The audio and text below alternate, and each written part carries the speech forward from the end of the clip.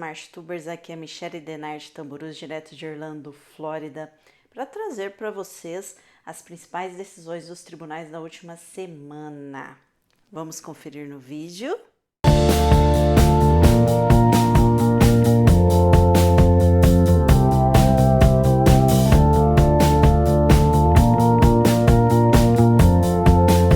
O Supremo Tribunal Federal está analisando uma questão de delimitação para demarcação de terras indígenas e a discussão gira em torno de quando e como devem ser feitas essas demarcações e, nesse caso, se haveria um marco temporal ou não para fazer essa atribuição de terra que é originalmente destinada aos indígenas. Porém, na Constituição de 1988 é que restou reconhecido o direito tradicional de habitação originária sobre essas terras. A partir daquela data, ou seja, 1988, deveria se verificar as áreas que essas populações indígenas estariam ocupando e fazer a demarcação. Tanto é que na Constituição se estabeleceu um prazo de 5 anos para que o governo federal, no caso a União, fizesse essa demarcação. E isso, pessoal, nós estamos falando no final da década de 80 e início da década de 90. Então foram 5 anos para se estabelecer as áreas que estavam sendo ocupadas pelos indígenas ou que eventualmente tivesse sido tirada deles por uma questão de conflito de posse sobre aquela área, sobre aquela terra.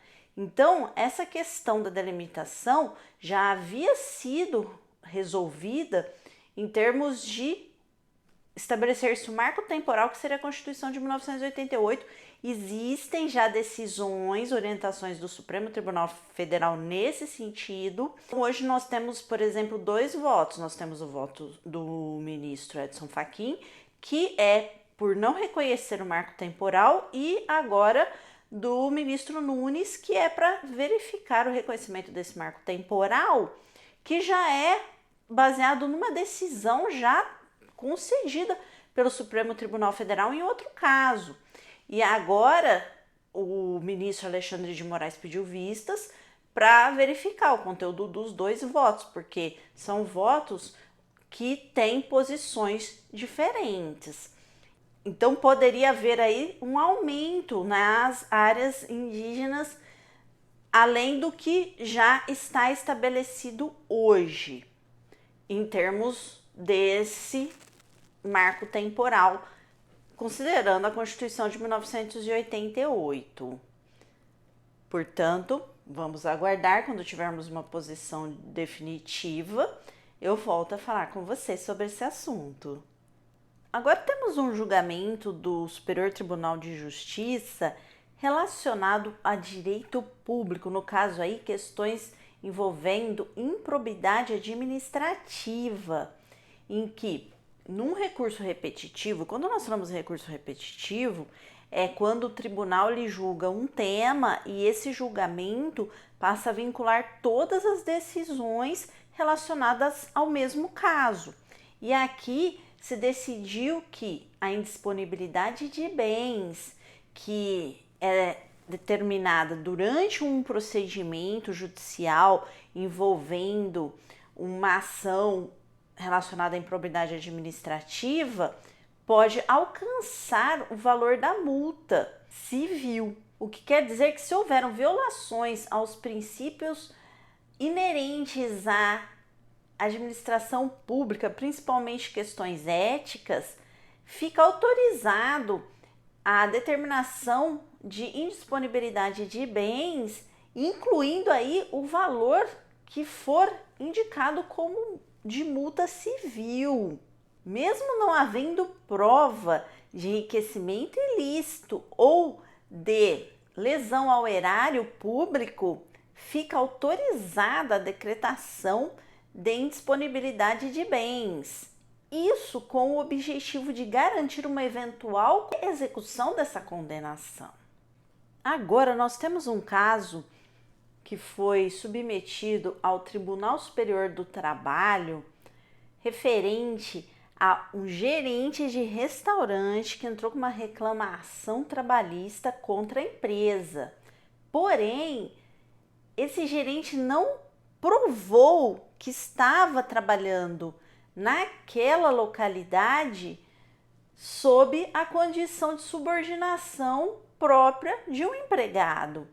Na verdade, restou provado que esse gerente era, na verdade, sócio de fato na empresa. O que quer dizer um sócio de fato?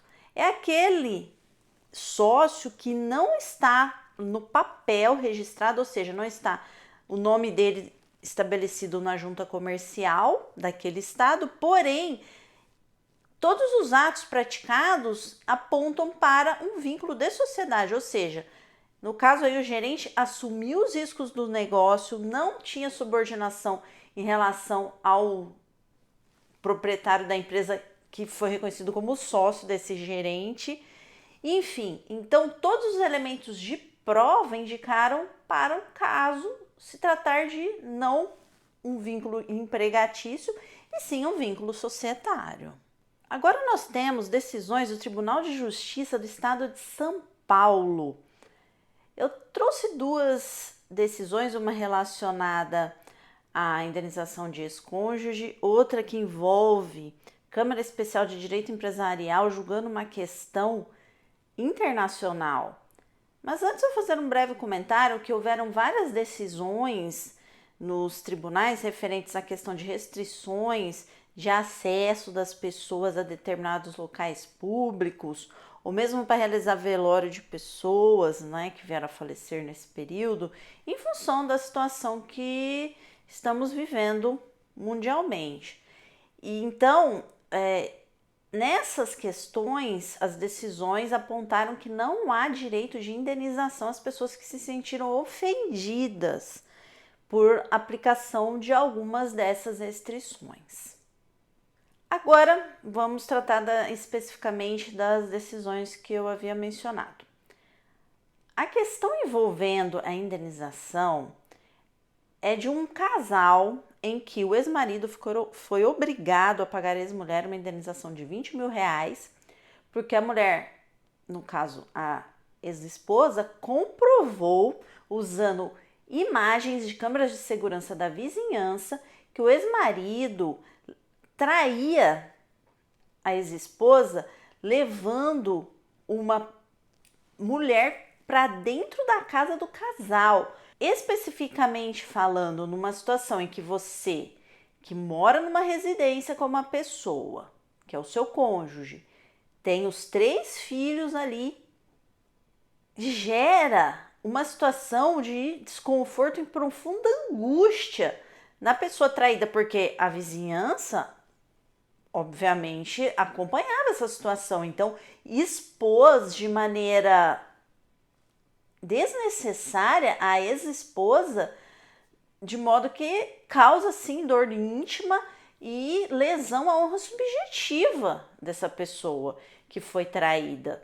E, portanto, restou definida essa condenação.